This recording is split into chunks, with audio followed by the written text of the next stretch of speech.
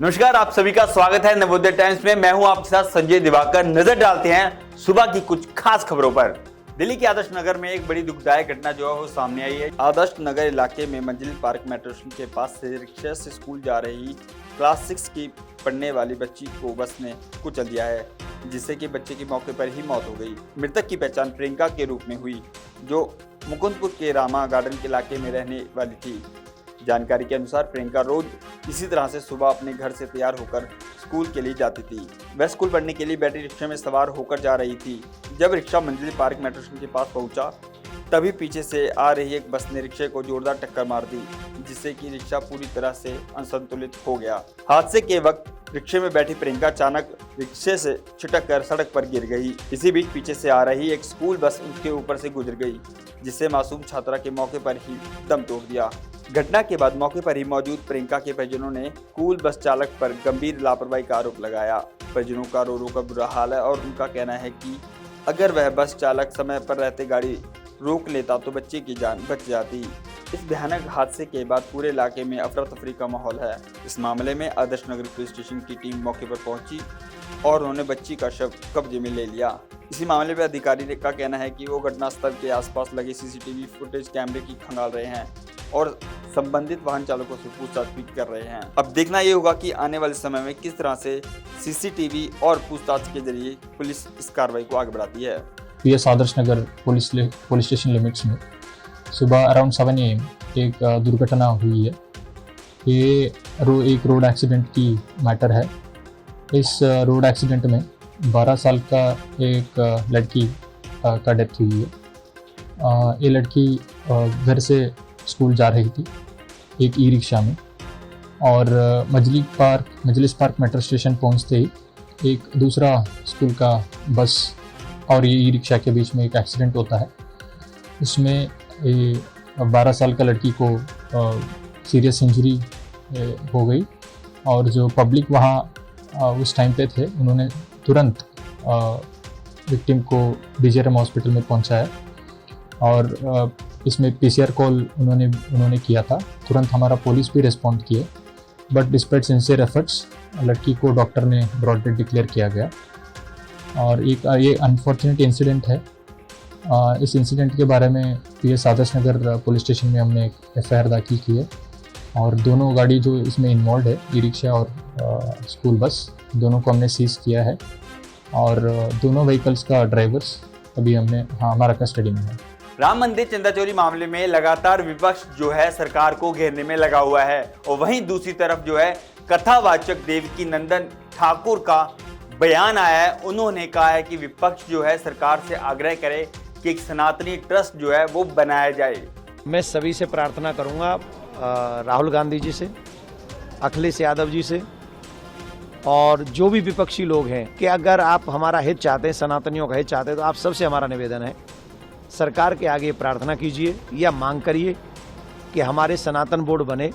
4 शंकराचार्य, 5 वैष्णवाचार्य और जो भी धर्म के मर्मज्ञ ऋषि मुनि हैं, संत हैं, वो सभी सनातन बोर्ड बनाएं और मंदिर सारे मुक्त हो जाएं सरकार से, और उस धन का प्रयोग जो है वो भारत की सनातनी गरीब जनता में प्रयोग में आए, गौ माता की सेवा में आए, और वो निःशुल्क हॉस्पिटल बनाने, मॉडर्न गुरुकुलम्स बनाने में, साइंस विद सनातन में काम आए, जिससे आने वाली पीढ़ी बच सके, सिया जैसे बच्चे अब हमारे आगे ना हो।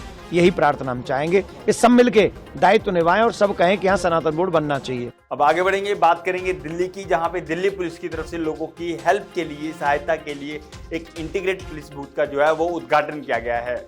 आपको बता दें कि सेंट्रल डिस्ट्रिक्ट के करोलबाग पुलिस स्टेशन में एक इंटीग्रेट पुलिस बूथ का उद्घाटन किया गया है। इसी मौके पर special police commissioner of police ने कहा है कि यह दिल्ली पुलिस का एक इंटीग्रेट सिस्टम का कॉन्सेप्ट है, जिसमें हमारी लोकल पुलिस, ट्रैफिक पुलिस और दूसरी यूनिट एक ही जगह पर साथ बैठकर काम कर सकती है। इंटीग्रेटेड जो पोस्ट है उसका कंसेप्ट जो है दिल्ली पुलिस का, उसमें ये है कि जो हमारे लोकल पुलिस है और ट्रैफिक है और जो पुलिस के बाकी अन्य यूनिट भी हैं, वो लोग एक जगह पे बैठ सकें। और ये जैसे वेस्ट चौराहा है, आसपास जो इम्पोर्टेंट इंस्टॉलेशन भी हैं और यहाँ जनता भी काफ़ी आती है, तो इन बूथ से एक तो हम लोग पब्लिक एड्रेस सिस्टम है जिससे कि इम्पोर्टेंट सूचनाएं जनता को दी जा सकती हैं। अगर कोई अनाउंसमेंट किया जाए तो वो भी यहाँ से किया जा सकता है। और उसके अलावा यहाँ पे हमने इंटरनेट का बेस एक कंप्यूटर टर्मिनल भी रखा है, ताकि अगर किसी को अपनी कोई शिकायत दर्ज करवानी है तो उसमें यहाँ पे चाहे वो EFIR है, चाहे जो हमारी साइबर की FIR है उसको दर्ज करवाना है तो यहाँ पे आराम से दर्ज की जा सकती है। लॉस रिपोर्ट है तो एक तरह से ये जो थाना एक होता है उसके क्षेत्र में ये चेक पोस्ट इस तरह काम करता है कि बाकी जो थाने को पब्लिक के और नज़दीक लाया जा सके, और इस तरह की व्यस्त जगहों पे ये पोस्ट बनाए गए हैं, ये बूथ बनाए गए हैं ताकि जनता को और सुलभता से पुलिस के साथ समन्वय स्थापित हो सके। देखिए आज हम लोग सेंट्रल में हम लोगों के पास पिंक बूथ है कमला मार्केट पे, जो महिलाओं को और लड़कियों की सुरक्षा के लिए बनाया जा रहा है। लेकिन ये जो इंटीग्रेटेड बूथ्स हैं ये 2 आज इस मध्य जिले में स्थापित किए जा रहे हैं। और ये जो यहाँ पे DCP हैं सेंट्रल रोहित राजबीर और उनकी टीम का ये प्रयास है, और इस तरह की चीज़ों की सफलता देखी जाएगी और उसके बाद हम लोग और बूथ भी स्थापित करने की कोशिश करेंगे।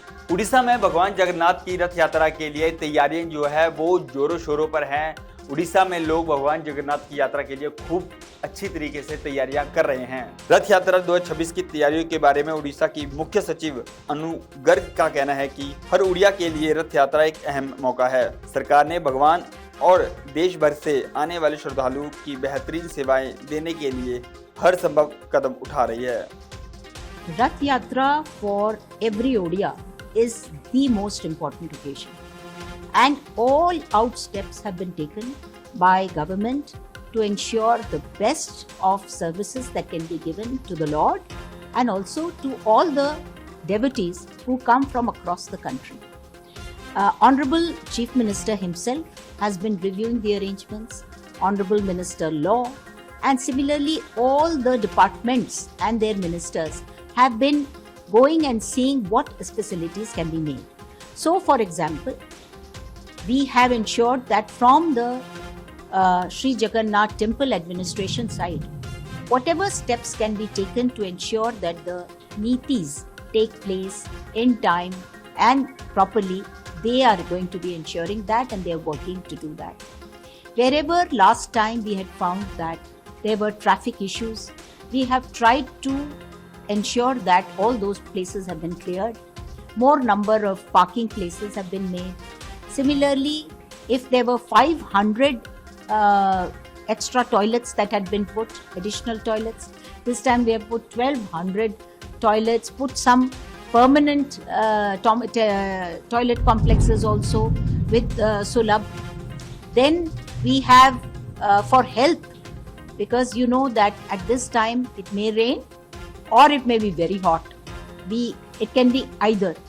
And so to ensure that if it rains, we have kept provision of pumps, and so large pumps in case too much water gets collected somewhere, small pumps, so that nowhere should water be collected. Everyone should have proper darshan.